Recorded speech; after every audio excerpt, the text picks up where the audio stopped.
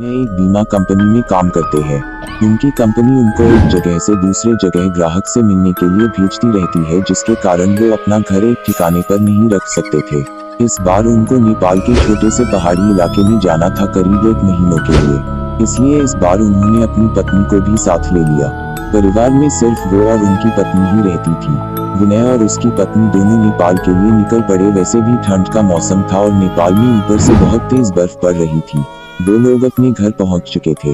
अपने घर तक पहुंचने के लिए उनको बहुत संघर्ष करना पड़ा, क्योंकि घर छोटे से गांव में एक पहाड़ी इलाके में था, जिसकी वजह से दोनों बहुत थक चुके थे। रात के 12:30 बज चुके थे। जहां वो रह रहे थे वहां दूसरे घर एक दूसरे से बहुत दूर दूर थे। बाहर जोरों से ठंडी हवा और बर्फ गिर रही थी। दोनों अपने रजाई में दुबक कर आराम ही कर रहे थे कि अचानक उनको लगा कि किसी ने उनके घर का दरवाजा खटखटाया है। फिर उन्होंने सोचा कि क्या पता तेज हवा चलने की वजह से ऐसा जो रहा हो, इसीलिए उन्होंने उसको अनदेखा कर दिया। अगली सुबह विनय जिस काम के लिए आया था उसके लिए वो निकल पड़ा। उसकी पत्नी घर में अकेले ही थी। उसको समझ नहीं आ रहा था कि वो घर में बैठे वक्त कैसे बिताए। उसने सोचा कि चलो क्यों न बाहर जाकर ही कुछ देख लिया जाए। बाहर ठंड तो थी पर हवा नहीं चल रही थी, इसीलिए उसने अपना स्वेटर पहना और बाहर निकलने को तैयार हो गई। जैसे ही उसने अपना घर का गेट खोला, वैसे ही देखती है कि घर के पास बने एक खंबे के पीछे एक छोटा सा बच्चा खड़ा है, जो उसको चुपके चुपके देख रहा है। विनय की पत्नी ने उसको अपनी ओर बुलाया पर वो नहीं आया और वो वहां से भाग गया। अगले दिन भी कुछ ऐसा ही हुआ। वो लड़का उसको फिर से घूरे देखा जा रहा था। इस बार उसकी पत्नी ने उस बच्चे को पकड़ लिया और पूछा कि तुम यहाँ क्या कर रहे हो। उस बच्चे ने कुछ नहीं बोला और नहीं कुछ बताया। विनय की पत्नी ने उससे उसके घर के बारे में पूछा, तब भी वो कुछ नहीं बोल रहा था। आखिर में उसका नाम पूछने पर उसने अपनी धीमी सी आवाज में अपना नाम सूर्य बताया और फिर वहां से भाग गया। उसको उसका व्यवहार कुछ समझ नहीं आया।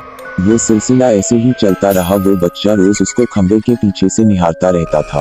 उस दिन रविवार की रात थी। दोनों घर में अंगीठी के सामने आग ताप रहे थे, क्योंकि बाहर की हालत बहुत खराब थी। इतनी खराब कि कोई थोड़ी देर के लिए बाहर निकल जाए तो उसकी जान चली जाए।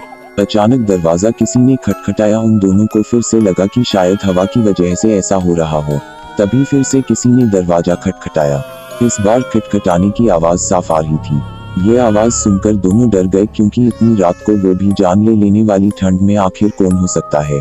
दोनों केवल एक दूसरे का मुंह देख रहे थे। अचानक दरवाजे के बाहर से धीरे धीरे रोने की आवाज आने लगी। तभी विनय ने जोर से आवाज में बोला, कौन है बाहर। कुछ देर तक आवाज तो नहीं आई, पर बाद में एक धीमी सी आवाज आई, दरवाजा खोलो, कृपया करके दरवाजा खोलो, बहुत ठंड है। ये आवाज किसी छोटे से बच्चे की थी। तभी विनय की पत्नी को ये आवाज जानी पहचानी लगी। उसने कहा कि ये तो वही बच्चे की आवाज लगती है जो रोज घर के बाहर खड़ा रहता था। विनय की पत्नी ने कहा कि हमें उसे अंदर लाना चाहिए। वो भागते हुए अभी दरवाजे के पास जा रही थी कि अचानक उनके घर के फोन की घंटी बाजी। फोन एक पड़ोस में रहने वाली औरत का था, जिससे आज ही विनय की पत्नी मिलकर आई थी। विनय की पत्नी ने फोन उठाया।